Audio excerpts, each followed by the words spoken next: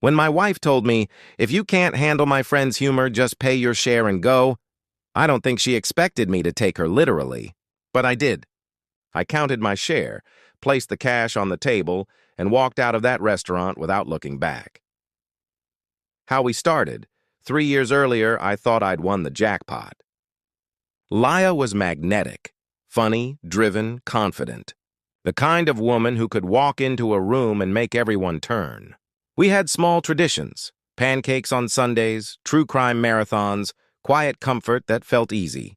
If you've ever been in a relationship where laughter feels like home, you know what I mean, but red flags rarely appear waving. They drift in quietly, disguised as small jokes, little habits, or "that's just how she is" moments. For us, the red flags wore perfume and high heels. Her 3 college friends, Sierra, Paige, and Tasha, the self-appointed judges of everyone's worth. The holy trinity of contempt. These women had the same hobby, belittling people.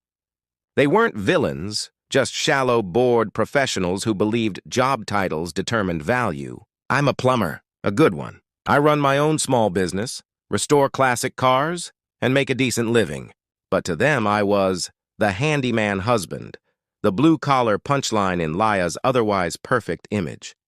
At first, it was playful. "Marcus, it's so refreshing you work with your hands." Then it turned sharper. "When are you going to do something real?" Laya never defended me. She'd laugh, sip her wine, or change the subject. And that silence did more damage than any joke. The celebration that wasn't.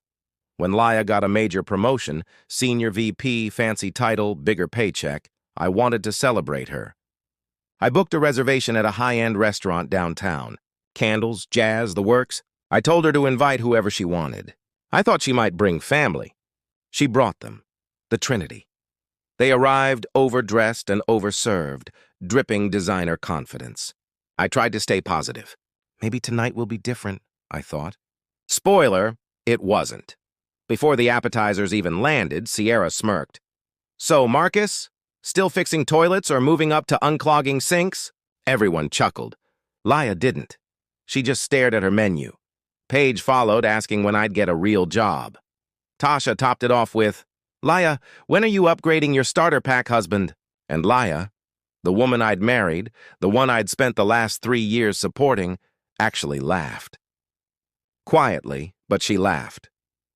The turning point, that tiny laugh hit harder than anything they'd said. Because it told me the truth. She wasn't embarrassed for me. She was embarrassed of me. I sat there eating my steak, realizing I'd been downgraded from partner to prop. When I finally pushed back, calm, respectful, pointing out that their jokes weren't funny, Laya rolled her eyes. "Don't be so dramatic," she said. "They're just kidding.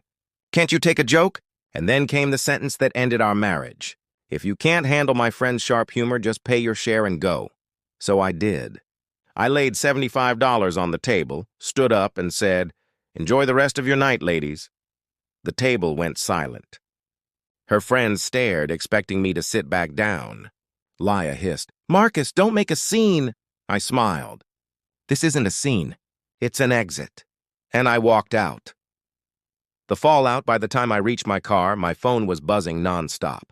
17 missed calls, 12 texts, all variations of "come back, you're embarrassing me, this is humiliating." Not one said "I'm sorry." So I texted back one line. Not humiliating, educational. Lesson 1. Don't expect your husband to pay for his own insults. Then I turned my phone off and drove to my friend Dave's house. He poured me a beer, listened to the story, and said, "Man, you should have walked out months ago." He was right. I slept on his couch that night, best sleep I'd had in years. The aftermath. The next morning, I turned my phone back on. 30-plus new messages. Sierra called me fragile. Paige said I needed to man up. Tasha sent me a Venmo request for $38 labeled emotional damages. I laughed so hard I nearly choked on my coffee. But then came the posts. Sierra on Instagram.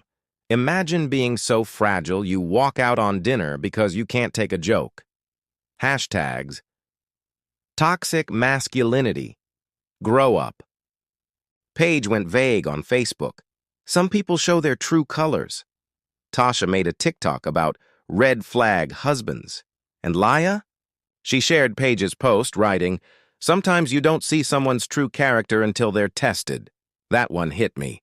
Not because it hurt, I was past that, but because it confirmed everything. I wasn't married to a partner. I was married to an audience.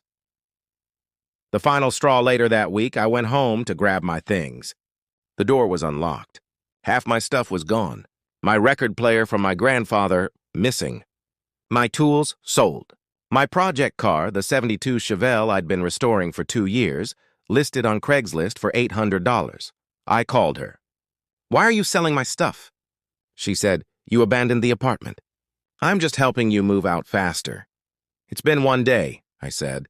She replied, "Semantics. You embarrassed me. Consider it compensation for emotional distress." That phrase again, emotional distress. So I called the police. They said it was a civil matter. Translation, get a lawyer. So I did. Karma has a schedule. The next few weeks were interesting. While I rebuilt my business and filed for divorce, Karma went to work on the Trinity. Sierra accidentally sent a message trash-talking her boss to the entire company Slack channel. She was fired the same day, escorted out with her desk plant. Paige's boyfriend saw her group chat full of nasty messages about everyone they knew. He dumped her on the spot. Apparently, he said, "If this is how you talk about people, I don't want to know what you say about me." And Tasha, the one who invoiced me for emotional damages, her candle business got exposed online for reselling dollar store candles as handmade luxury. The TikTok went viral. Lawsuits, refunds, and total collapse followed. Within a month, all three had lost their jobs, partners, or reputations. The same women who mocked me for being below them were now unemployed, single, and very, very quiet. A fresh start. Meanwhile, I got my tools back through court and saved my car before it sold. My landlord gave me the lease in my name and evicted Laya for repeated noise complaints. My business thrived, because when you remove constant disrespect, your energy returns. One night, about a month later, Laya texted, "I realized they were toxic. I should have defended you. Can we try again?" I stared at it for a long time. Then I deleted it, not out of anger, but peace. Because sometimes the best response isn't revenge or explanation, it's silence. 10. The quiet ending. I learned something that night at the restaurant. Respect doesn't disappear in one big fight. It erodes slowly every time someone laughs while you're being torn down, every time you let it slide, every time you think it's not worth the argument. So when she said, "Pay your share and go," she thought she was ending an argument. But what she really ended was a marriage, and walking out wasn't weakness.